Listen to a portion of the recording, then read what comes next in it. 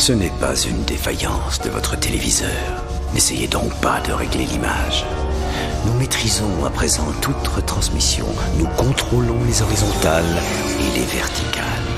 Nous pouvons vous noyer sous un millier de chaînes ou dilater une simple image jusqu'à lui donner la clarté du cristal et même au-delà. Nous pouvons modeler votre vision et lui fournir tout ce que votre imagination peut concevoir.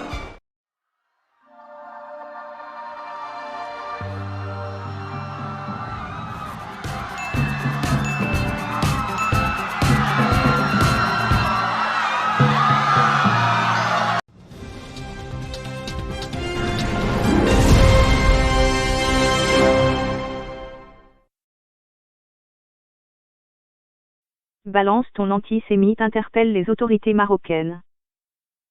Quand le but final du complotisme et de la haine antisémite est un enrichissement personnel via des arnaques sur des crypto-monnaies, ces accusations et incitations à la haine mettent en danger les membres de la communauté juive tout entière. N'oublions pas que des mots découlent les actes.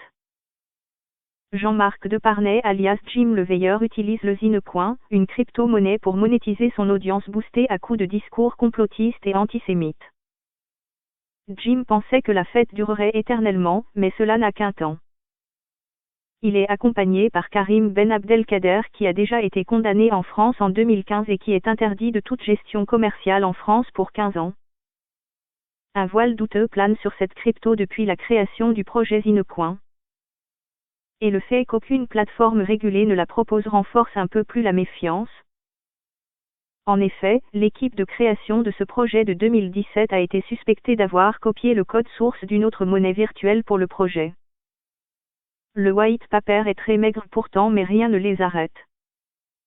La crypto-monnaie Zinecoin n'a à ce jour aucune réelle utilité. Le seul levier et argument de Jim le Veilleur et Karim Ben Abdelkader est le fait de ne pas rater le train et de spéculer sur une valeur future hypothétique. Et pourtant, les monnaies virtuelles sont interdites au Maroc depuis 2017. Dans un communiqué publié à l'époque, l'Office d'échange les considérait comme une infraction à la réglementation d'échange. BTA a de bons relais au Maroc et nous sommes certains que les autorités marocaines et le fisc marocain seront intéressés et voudront contrôler le patrimoine au Maroc et les flux financiers entrants et sortant de ces deux arnaqueurs. Ayant plusieurs plaintes à son actif, même planqué à Marrakech, il reste un ressortissant français et donc assujetti aux lois de la République.